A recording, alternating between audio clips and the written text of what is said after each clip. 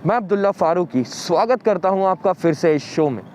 आज की नई खबर, श्रीलंका को भले अभी भारत डिफ़ॉल्टर होने से बचाने में मदद कर रहा है, लेकिन दोनों देशों के रिश्तों की एक कमज़ोर नस भी है। दोनों देशों के बीच तामिलों का मुद्दा इतना संवेदनशील है कि द्विपक्षीय रिश्ते को पटरी से उतारने की क्षमता रखता है। पिछले हफ्ते 13 जनवरी को श्रीलंका स्थित भारतीय उच्चायोग ने श्रीलंका को $90 करोड़ की मदद घोषणा की थी, लेकिन इतने से काम नहीं चला। ऐसे में भारत ने इस हफ्ते मंगलवार को $50 करोड़ की एक और मदद की, जिससे श्रीलंका पेट्रोलियम उत्पाद खरीद सके। इस बीच उत्तरी और पूर्वी श्रीलंका के प्रमुख तमिल सांसदों ने भारत के प्रधानमंत्री नरेंद्र मोदी को एक पत्र लिखा है।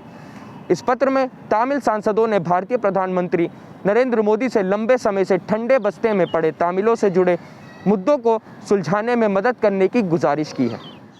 सीएम योगी को टक्कर देंगे भीम आर्मी चीफ चंद्रशेखर। गोरखपुर सदर सीट से चुनाव मैदान में उतरे उत्तर प्रदेश चुनाव में भीम आर्मी के प्रमुख चंद्रशेखर आज़ाद सीएम योगी के खिलाफ मैदान में होंगे। चंद्रशेखर आज़ाद ने ऐलान किया है कि वह गोरखपुर सदर सीट से सीएम योगी के खिलाफ विधानसभा चुनाव लड़ेंगे। यूपी इलेक्शन 2022 में भीम आर्मी के प्रमुख चंद्रशेखर आज़ाद सीएम योगी आदित्यनाथ के खिलाफ मैदान में होंगे। चंद्रशेखर आज़ाद ने ऐलान किया है कि वह गोरखपुर सदर सीट से सीएम योगी के खिलाफ विधानसभा चुनाव लड़ेंगे। इससे पहले भीम आर्मी चीफ ने 18 जनवरी को यूपी की 33 सीटों पर अपने उम्मीदवारों का ऐलान किया था।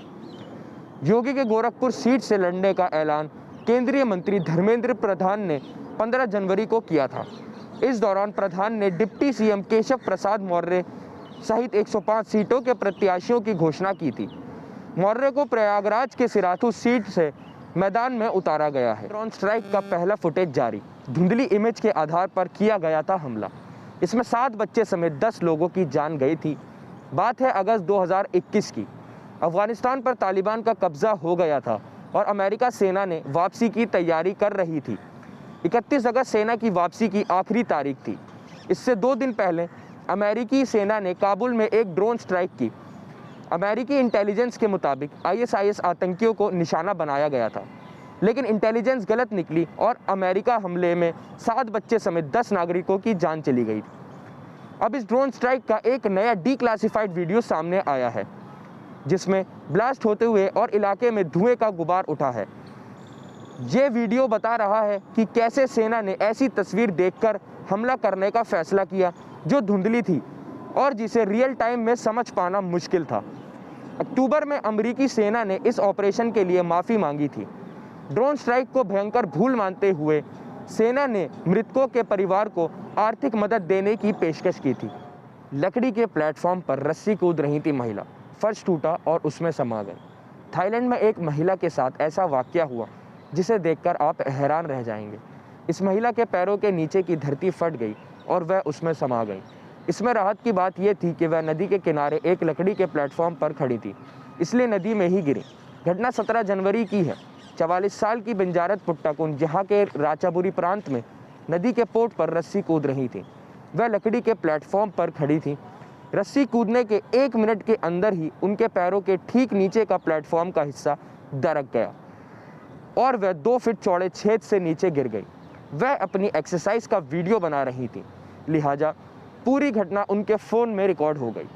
वीडियो फुटेज में साफ देखा जा सकता है कि बंजारत किस खौफनाक तरीके से पानी में गिरी। अपने बेटे की तलाक की खबर पर रिएक्ट करते हुए कस्तूरी बोले, कपल के बीच अभी कुछ चीज़ों को लेकर असहमति है। इसे एक पारिवारिक झगड़ा कह सकते हैं और यह एक शादीशुदा कपल में होता है, जिसका मतलब है ये तलाक नहीं है। दोनों इस समय हैदराबाद में हैं।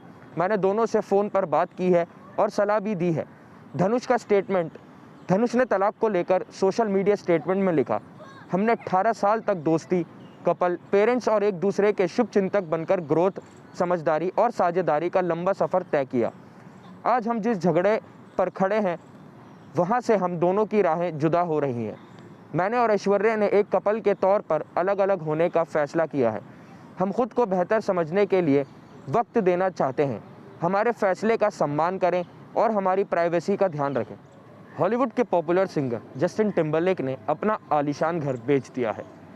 रिपोर्ट्स के मुताबिक जस्टिन टिम्बरलेक और जेसिका बेल ने अपना न्यूयॉर्क स्थित आलीशान पेंट हाउस 215 करोड़ रुपए में बेच दिया है।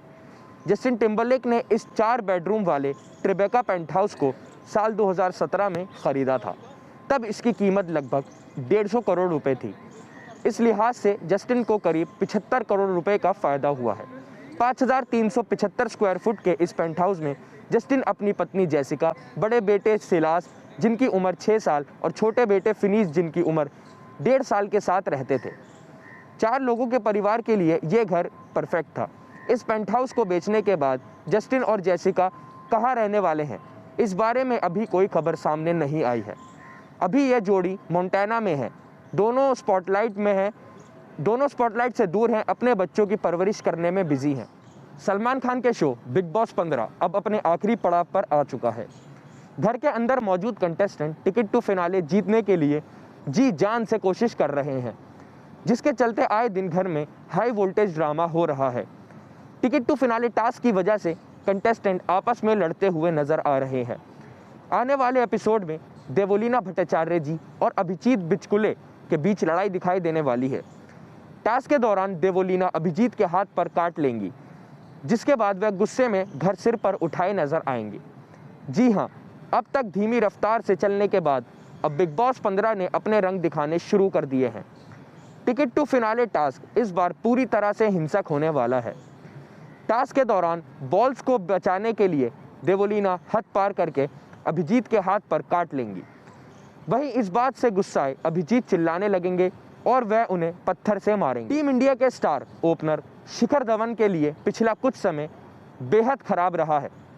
पिछले साल शिखर धवन का अपनी पत्नी के साथ तलाक हो गया। इसके बाद ये खिलाड़ी टीम से भी बाहर कर दिया गया।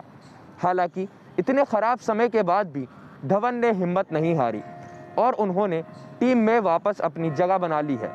अब इस बीच धवन ने एक बड़ा राज खोलते हुए बताया कि वो इस खराब समय से कैसे पार पाए थे।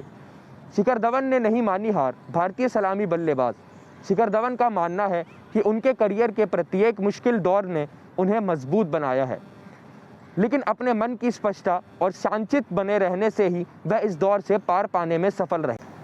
भारतीय वनडे टीम में सबसे उम्रदराज खिलाड़ी धवन की घरेलू क्रिकेट में खराब फॉर्म को लेकर काफ़ी बातें की गई, लेकिन उन्होंने दक्षिण अफ्रीका के खिलाफ पहले वनडे में 79 रन बनाकर शानदार वापसी की। भारत हालांकि इस मैच में हार गया था। हमारी डेली अपडेट्स को जानने के लिए इस चैनल को लाइक करें, सब्सक्राइब करें और ज़्यादा से ज़्यादा शेयर करें। धन्यवाद।